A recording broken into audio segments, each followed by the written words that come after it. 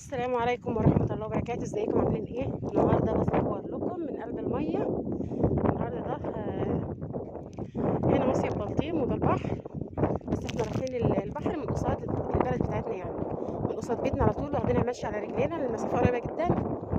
ودي المية النهارده ما شاء الله هادية وجميلة قوي قوي. كل اللي قدام دول عيلتي، بس انا مش عايزاه، هم مش عايزين اصلا يظهروا في الكاميرا. انا هوريكم المية، فيه هو جاي هو بيخاف من المية مش عايز ينزل الميه اصلا، متجبس وكده كده مش هينزل، بس هو خايف برضه.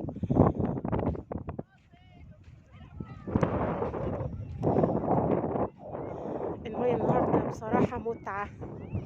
وده اللسان ده اللي طلع من عليه الباشمهندس نور كلش بقى الله يرحمه من عندنا،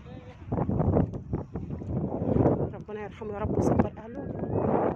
هو كان هنا في المصيف، بس هو ما غرقش هنا، هو غرق في المصيف، وفضل لما اجي هنا جابوه من هنا. ربنا يرحمه يا رب ويصبر اهله ويجعله من اهل الجنه. شايفين بقى الميه وجمالها، بحر جميل. انا مش راضيه الوح الكاميرا علشان هم مش عايزين يظهروا، عشان بقى ايه اللبس وكده.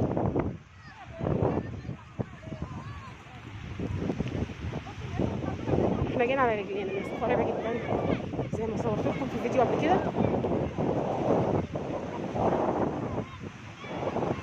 الله، مفيش موج خالص. ده ابراهيم،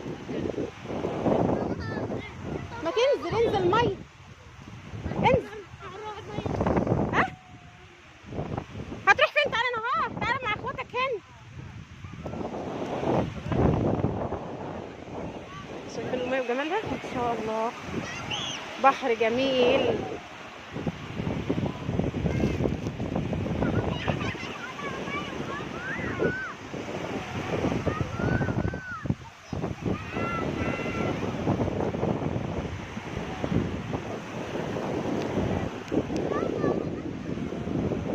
اللي في اخر الدنيا اللي هناك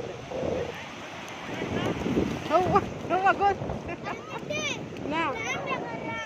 ايه ابراهيم؟ ابي ابراهيم،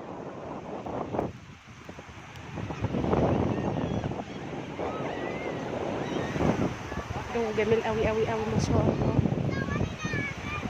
يا رب تكون بس بلدنا عجباكم وجوها وبحرها. انا ماشيه اهوت بعيد عنكم.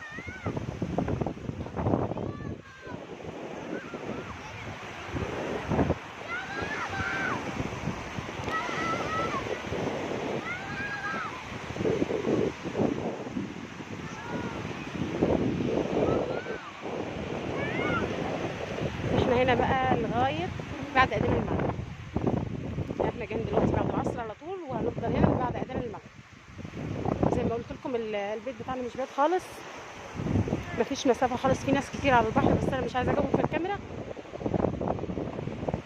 ده اللسان، ده اللسان اللي طلع من عنده المرحوم نور الله يرحمه، طلع منها كده بالظبط.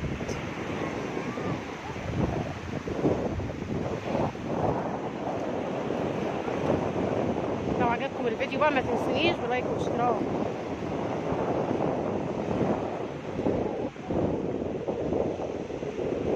يلا بقى اسيبكم على خير عشان ان شاء الله ننزل.